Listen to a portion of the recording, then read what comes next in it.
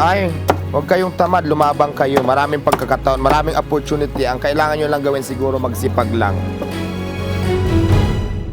Magtrabaho, maging masipag. Saka be yourself, ganon. Okay lang naman ako. Minsan masaya, minsan bad trip. Marami ng mga vlogger dito na nagpunta. Kadalasan ng content nila yung mga si Madam Ili galing na dito. Ako trip. Pode Manila. Marami pang iba. Mga hindi kilalang vlogger. Charing. Magdalena Pax pala galing na din dito. Sino ba hintayin natin sa Vice Ganda na pumunta rito? Vice Ganda, Bex Battalion. Vice Ganda, Bex Battalion. Sino pa mga vlogger nga dyan? Lahat naman ng trabaho nakakapagod. Kaya lang ang kailangan natin gawin siguro ay talagang sipagan lang. Kahit pagod na, medyo kilos-kilosan pa natin para makaahon-ahon tayo sa kahirapan. Ganun na naman ang kailangan natin gawin.